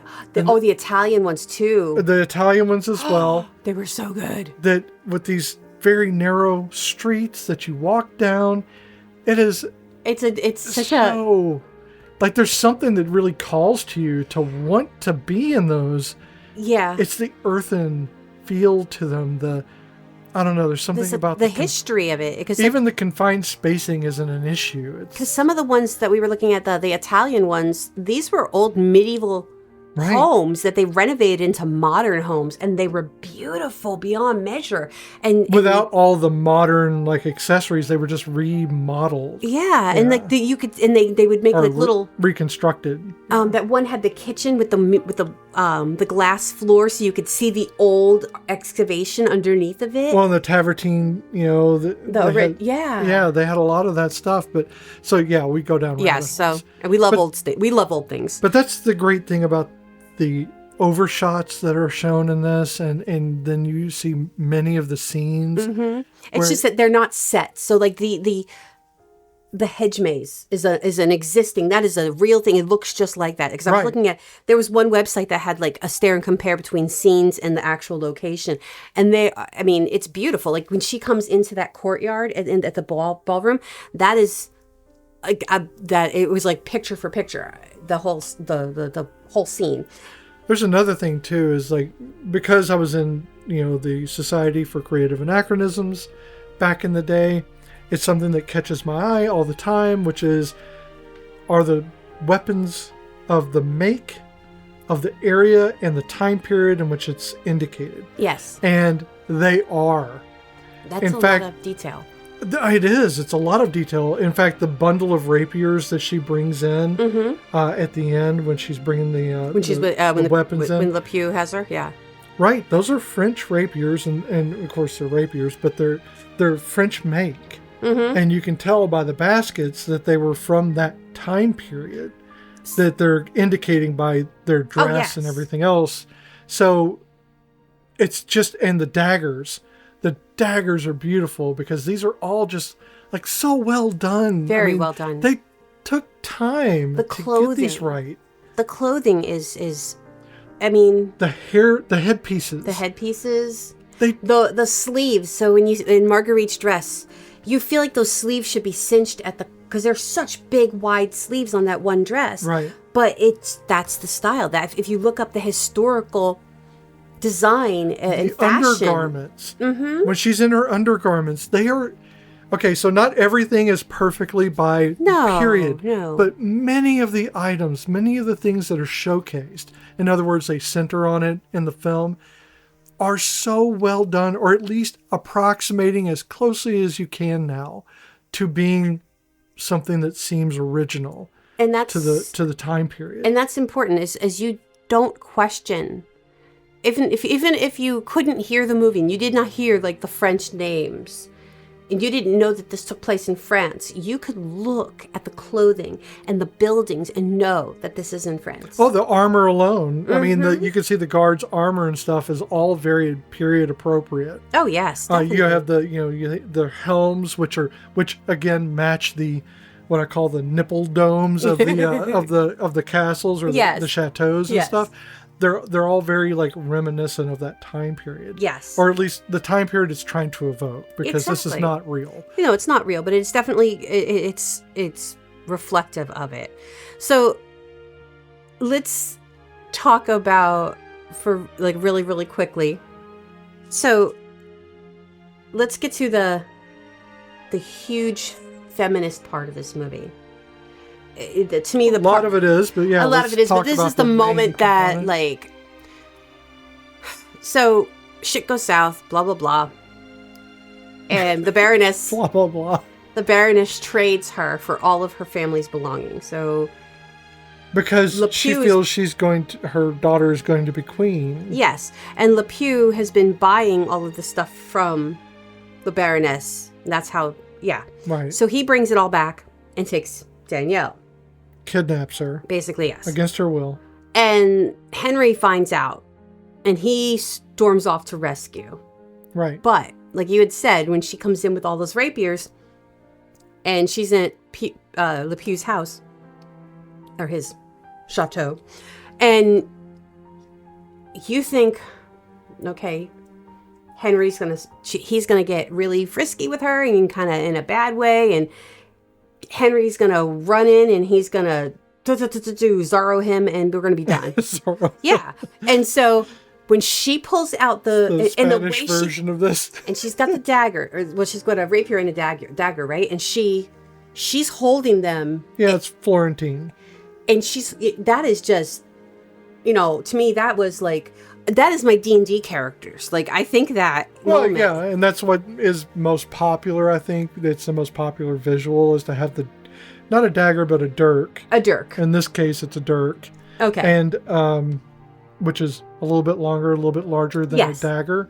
And then you have the rapier, and that's Florentine style. And she saves herself from LePew. That's the key. Sure. She saves herself. Danielle has done nothing through this whole entire movie but save the people around her. But then she saves herself. And doesn't just save herself. She saves herself without killing him. Yep. And walks the fuck out. Yeah. She's like, dude, I am out of here. Fuck you. I can fuck you up. And now you know I can fuck you up. Deuces. I'm going to moonwalk out of this room backwards with giving everybody the middle finger. That's not what happened at all. But she did walk out, and she's even like kind of like reminiscing what she just did, kind of laughing at herself. But also there's that holy shit adrenaline going through you. It's the giddiness of having fucking did this. Having used your autonomy. And that's when Henry shows up. And she's like storming across this area, and not storming, but she's like, ha, I did it. You know? He doesn't save her. He doesn't. He charms her. He does. He's there, and she's Prince Charming in many ha ways. ha ha ha. So she's already rescued. He come to rescue her, but she's already rescued. No, he came there to help her, and then he found out that he didn't have to do that, but what he did have to do is apologize. Oh, definitely had to apologize, because right before that was when, he had been like, you are not Nicole de Locre, you are Danielle. And who could, if you can yell at someone who looks that beautiful wearing that gown with those wings, something's probably a little bit broken in you. Probably. But, literally they live happily ever after, and the Baroness and Marguerite end up dyed purple because they are now in the laundry room of the castle. Right. They get to work as servants now. They didn't get sent to the Americas, right? No, they did not get sent to the Americas. They're now servants. They're working as servants because they were stripped of their land and titles. And the lady, that woman in the laundry room, she's telling them to get to work, and they don't listen, and they're just standing there. Well, they're throwing a fit. And then they start telling other people, like lording over. They're like, "What the?" And she's like, "Get to work!" And she knocks them into the purple dye, and that's significant. Okay, so it is. So the purple dye. So purple was not a color that was a thing forever. Like it existed in nature, but it was not a color for fabric. It wasn't a color that you wore. No, it was only royalty. So when it was created, and it was definitely only when purple dye was created, it was only for the rich and privileged, and definitely for royalty. The royal purple. It's definitely a thing. It is. Well, royalty co-opted it. So exactly, only, it did. Yeah, only the royal could wear it. Having them the shade of purple in this big purple vat that was for the king and the queen, Henry. Hey, they finally got to wear purple. They finally get to wear purple.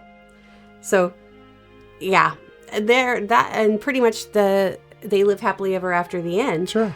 And well, there's a lot of symbolism in this movie. Mm-hmm. One of the ones that I think is probably most, I don't know, it's, for me, it was subtle in a way, but for me, it was very not subtle. It's the fact that the good people are unaffected by the things that other people fear. So when Danielle and one of her servants, which is a family member of her, are getting the honey out of the beehive. Yes. Oh, yes. They don't step away from it, and they just take they pull the veils up that are protecting their face and everything. They're completely unaffected by the bees that are swarming around them. Yes. Because they don't throw a fit at the slightest provocation. Yeah. Because their lives are much harder. Mm-hmm. But Marguerite uses that as an excuse for her fit.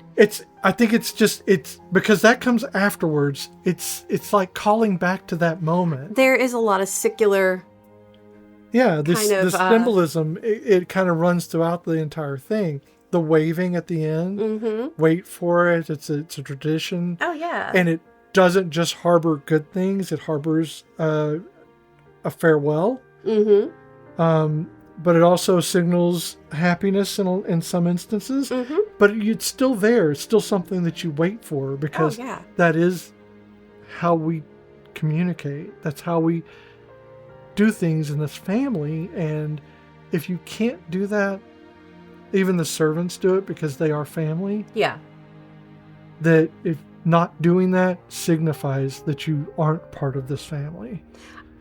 One thing I wished I had looked up, I kind of wished I had now, is whether or not Drew Barrymore has that picture. That Leonardo. Yeah, I have to wonder if she does or because not. I would want that. That's I would a beautiful too. picture. I would want that as well. I mean, obviously, it's probably done by, someone they hired to do the... Oh, no, definitely. Because, they didn't go back in time and get... Or a stagehand, I'm saying it wasn't like a... It probably wasn't a very popular artist, is what I'm saying. Yeah, they just were able to... Maybe it was. Who knows? Who knows? I don't know. But I would want that picture. Even if it's digitally done and, I would think I would want it, even if it was just, like a, AI thing that they did. Even though, AI's bad, people don't do AI. Yeah. And they weren't really doing AI in 1998 much, but, No. Only for research and universities. Yes. So, how do you feel about this movie now? I am reminded of how much this movie makes me feel. Oh my God, yeah. Because it's easy to look back on it and go, this is a movie, I remember it being very sweet, and then not much else. But that's because I think those intense feelings are something that gets lost through time. Yeah. And I haven't seen this in a very long time. Well, I was going to say, there's few movies that I've mentioned that I say that I could watch over and over again, and this is on that list of movies I could watch over and over. I don't know that I could watch this movie over and over again and not saying anything bad about this movie. No. Because I think it's a movie worth watching. I think that the pacing on it, for me, can get a bit long. Only because there are these spots in it that seem to halt up the movement. Yeah, there is a bit of a flow issue. Yeah, and I think it's because they're trying to introduce Leonardo da Vinci into scenes, and it tends to kind of slow it down some. I'm not saying it's a bad thing. I'm saying that it's a pacing thing for me. And it's actually kind of awkward, because honestly, I feel like he does not fit in, even though he is the quote-unquote fairy godmother. I do feel like he is not a perfect fit in this movie, even though he is integral to moments. It definitely makes it feel a little bit awkward, but really excluding that, it's not, it's definitely... I mean, it had its, heart of the ocean kind of thing, where the photo was, or the painting was the icon that everybody rallied by, around at the end, But for me, it is such a sweet and honest kind of movie. I mean, the people in it feel honest. Even the bad guys feel honest about it. Oh, yeah, because they don't make any bones about who they are. But they're not just evil for being performative evil. Like Le Pew. Yeah. Pepe. Pierre. Pepe Le Pew. Let's do the time warp again. He hops around a little bit through scenes, but he has a maniacal voice, but that's just his voice, really. That's Richard O'Brien. Yeah, if you've heard him talk at all, that's just his voice. It's Riff Raff. Yeah. He only has one character. But he's honest about who he is, and he is not being maniacal. When he has her chained up, it's to keep her from running away. Yeah. When he gives her up, he doesn't come after her. No.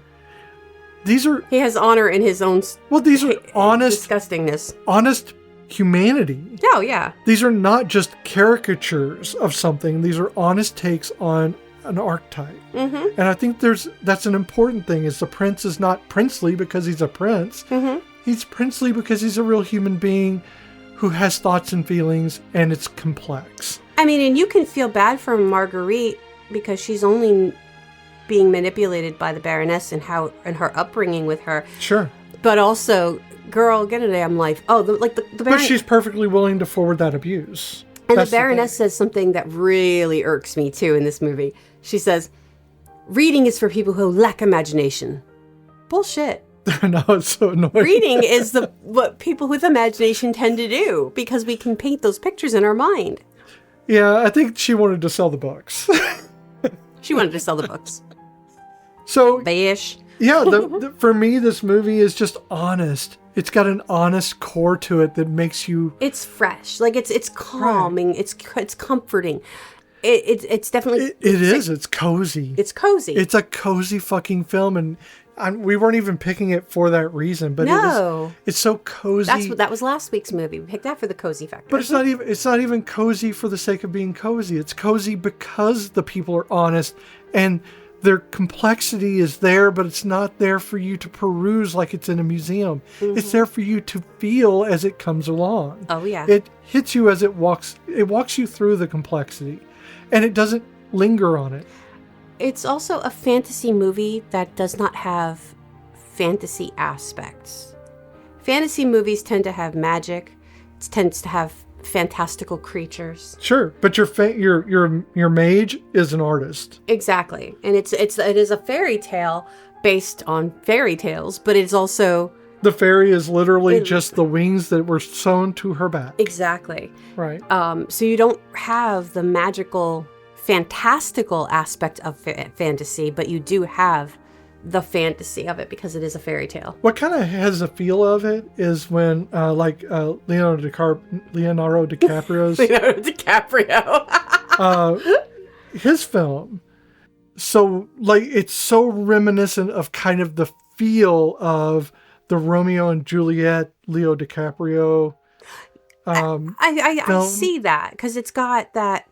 The realism. It's not the, where it's got the anachronisms in it.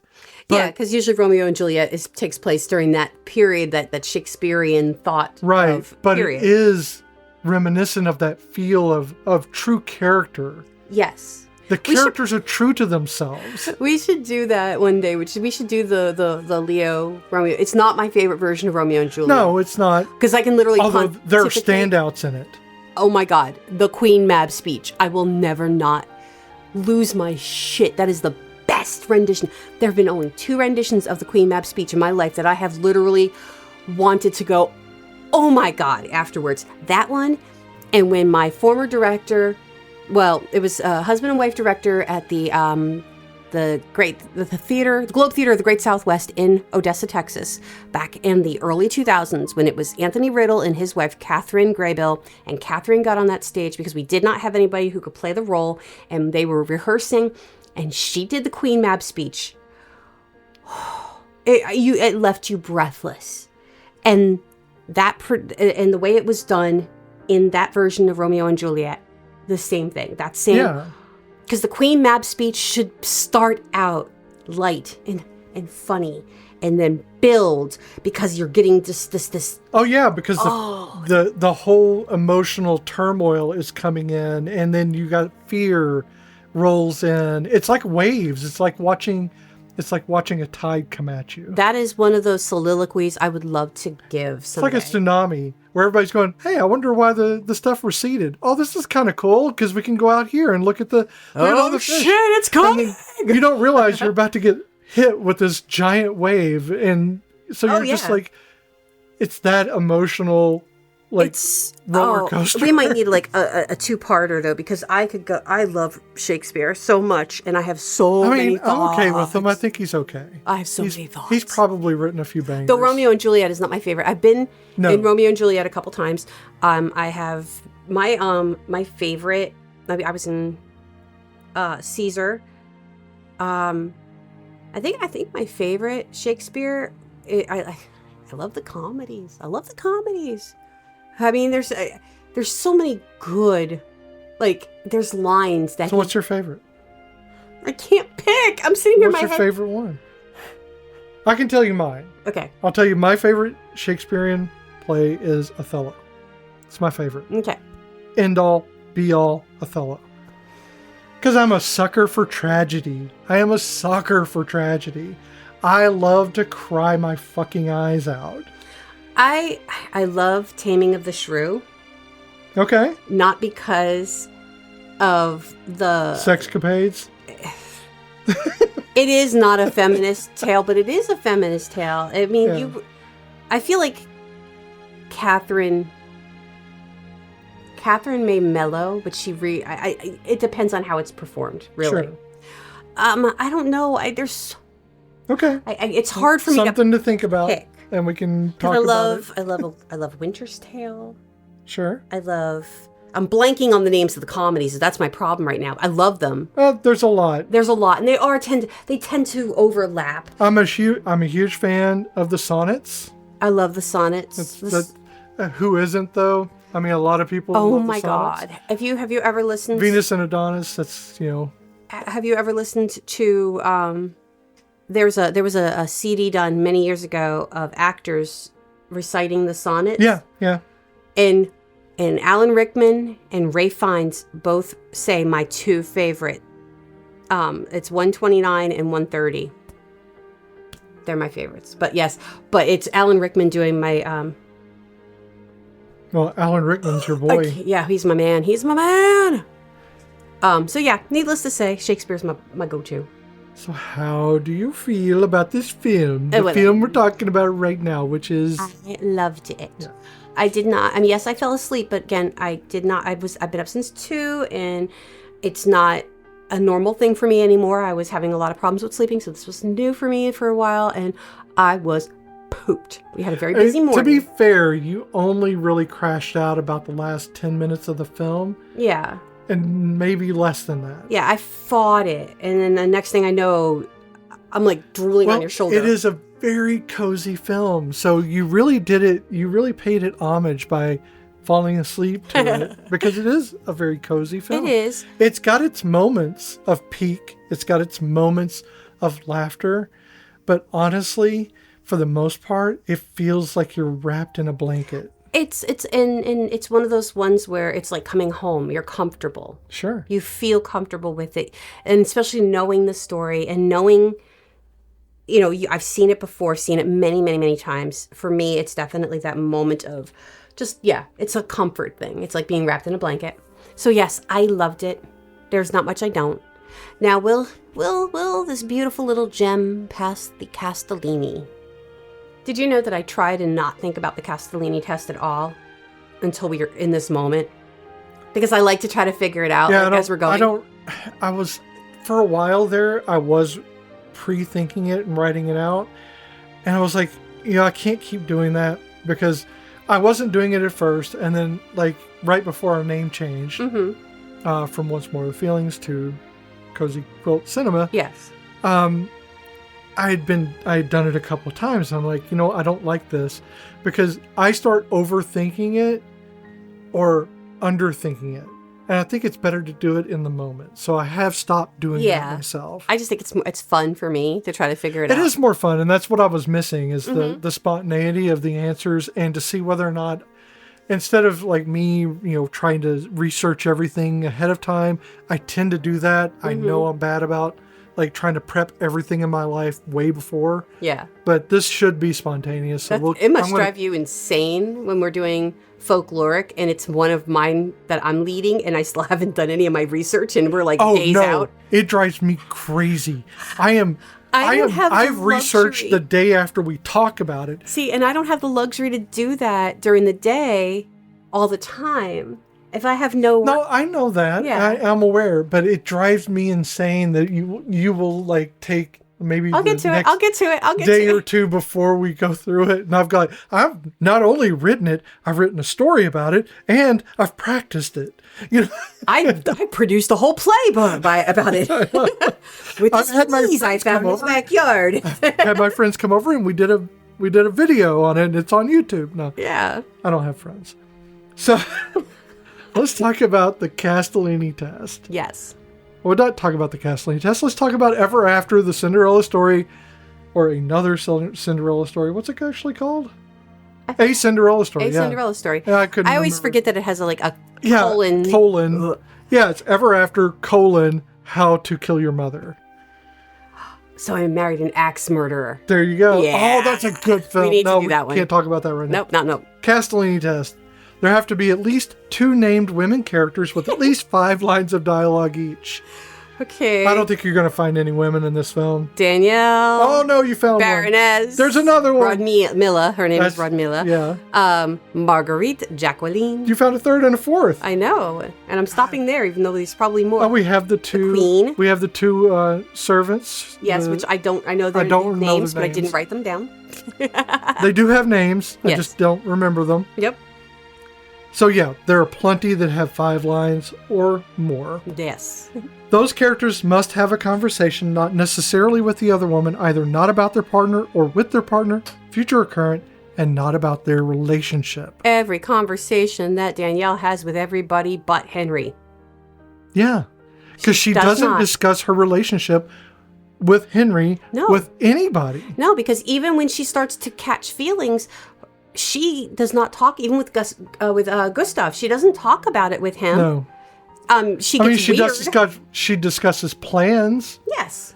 But not about the relationship. No. Just plans to get there. Yes. Plans to get in. Because plans he to wants deal to with take things. her to the monastery, to the library. Right. These aren't dates per se. She's not seeing it as such. She's seeing it as he wants to show me a library. Oh no! After they get done with that date, and the prince runs into his parents' room and throws open their curtains. He's like, I want to build a college. And they're like, who are you? And I want to build a college that's free for everyone to learn and read. Yes. And they're like, who are you? And what did you do with our son? And I love that because he is so swept up and she brought that to him. Yep. I think the greatest gift she gave him was the desire to be a better person. To want to pass that on. Oh yeah. To other people. It's not just like I want to be a reader. He wants everyone to learn how to read. Everyone to be able to learn. Oh yes, definitely. Because he was inspired by her. Because if it wasn't for her father, she would not have learned how to read. Absolutely. So yeah, we have that. Yep. At least one of the women has to be integral to the plot, meaning that if she were written out of the film, it couldn't reach the same ending. I know this is a layup. That was the worst laugh ever. This whole Castellini test is a layup. So I mean, I'm not going to say Danielle. Yes, it's a Cinderella story. I mean, in many ways, it's actually the Baroness. And the Baroness. There's really, you could take away Marguerite, and that would be like... If you take the Baroness out, she does not go through all the things she goes through and probably never meets the prince. Probably not. But she would probably live a very, very happy and content life. Sure. But it wouldn't reach the same ending. No. But also, you couldn't do it without Danielle. Nope. Because then they would have just lived in the house and none of that would have mattered. Right. And she would have just sold everything off. So I think that this passes the Castellini test in its form. Also, I think it passes in the feminism it brings. Mm-hmm. Not just because it's about women, but because it's about equity. And ultimately, this is about class. Mm-hmm. This is a movie that's about class. And when we're talking about that, there's a separation of those people. So you have the people of higher class and the people of the lower castes. Mm-hmm. And Danielle respects everyone. Yes, she does. Regardless of the class, she respects them all. And really, that is the core of femininity, or feminism, not femininity, but feminism, because it's about equity. It's not about women being better than men. It's about everybody having the same opportunities and giving the same advances and advantages. Right, because sex is the ultimate classism. Yes. Yeah. So, I think it passed. And I think this is a film that everyone should watch. Oh, yeah, definitely. Even if it's just once in your life and you're not a big fairy tale person. Or even if you're not a big Drew Barrymore fan or an Angelica Huston.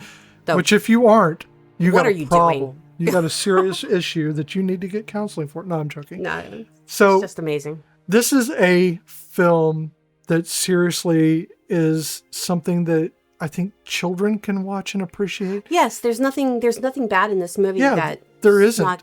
And it's family friendly, definitely. I think it is it's very promotional of happiness and instilling goodness in people. And I think that is very important for children to get to see. I think if your kindness, a lot of kindness. And that is something that I myself utilize in my classrooms a lot. I teach kindness. But if your child is, I would say the only caveat for this movie would be her dad dying in the beginning. That could be emotional for a small child. But if you take the time to explain, sure, and talk to your child about death, and I think it opens the dialogue. This is I think this is kind of an easier thing to say, this is what's happening right now. Yeah. And maybe we view this as it's sad. It is. But look at Danielle. She's not just living without him, she's living for him because she's passing on his kindness. Also, when Danielle cries over her dad, and if your child is watching this and they cry, that's a great opportunity to explain to them that it's okay to cry. It's okay to feel sad. I think we tell our children to stop crying and to get over it too many times. I'm guilty of that too. Again, if I knew then what I know now, I would have been a much better mother. But it's important that we explain to our children that our emotions are valid. They are how we feel. No one can tell us how we feel, good, bad, ugly, whatever. It's just how we feel about a situation. It's how we utilize those emotions and reflect onto the rest of the world. Do we flip a table? Do we punch somebody? No. Do we yell at them? Do we scream at them? No. But we are allowed to have the feelings. Now, how can we regulate ourselves with those feelings? And that's where this would be a great opportunity, because it is emotional, and I can see a child. It would have messed me up if I was little, seeing that happening in a movie. I would have been very, very, I would have been in tears. But I think it's also important for the adults that are watching this to understand it's okay to cry about these things. It is okay to cry. You don't have to be stoic and watch this and try to not tear up. Oh, yeah, no. It's ultimately not a tragic film. Nope, it's not. In any way. It is very light on that. But there's emotional points, and it's okay for you to cry, not just in sorrow or in grief, but also in happiness for the characters, or even for yourself feeling the emotions that you're feeling. I think it's okay for that. Exactly. So if you would like to watch Ever After, A Cinderella Story, you can watch it on Hulu, Disney Plus, Amazon Prime, Apple TV, Fandango at home. And it's either through a subscription or you can rent it anywhere from $3.79 to $3.99. So thank you for joining us for Ever After, A Cinderella Story, 1998. This has been Cozy Quilt Cinema with Beth and Michelle. We love having this space, and we love having you here, sharing emotions and insights that movies can leave lingering within us. We're also glad that you can be here in our blanket fort, watching this movie with us and listening in as we talk about Ever After, this story about feminism and about love, about family. To keep the feelings going, you can follow us on Instagram and Blue Sky at Cozy Quilt Cinema, or you can send your feedback and personal reflections to cozyquiltcinema@gmail.com. You can always find our episodes wherever you listen to podcasts. Please consider subscribing and leave a rating to help this community grow. Okay, so here are your hints for your next movie. Since 1966, the two main actors that are in this film were in 10 movies together, and this was their 6th. And 3 of the actors that were in this movie all starred in Elvis movies as well. Holy crap, that's so true. I didn't think about that. That is amazing. Yep. And horrifying. And horrifying. All at the same time. Blue Hawaii is the best. Joke. I don't know if any of them are in Blue Hawaii. No, honestly, I don't know. I don't know Elvis movies very well, but one of the actors is one of my personal favorites. Oh, actually, that's not true. I love every freaking one of these actors. I do too. There's not a single actor in this movie that I can think of that is not. But the one female actor in this movie is in one of my favorite rock operas, and I will leave it at that. Okay. Well, let's leave it at that. So, Ever After, great movie. Please watch it if you get a chance. Yep. So until next time, my friends. Take a minute, read a fairy tale, watch a movie. Something from the Grimm lineup? From the Grimm. Bye. Bye.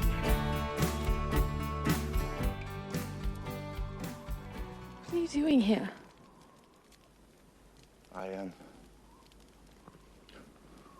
came to rescue you. Rescue me? A commoner. Actually, I came to beg your forgiveness.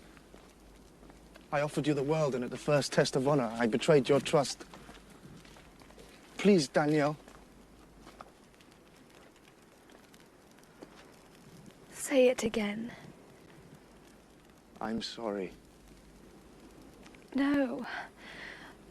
The part where you said my name.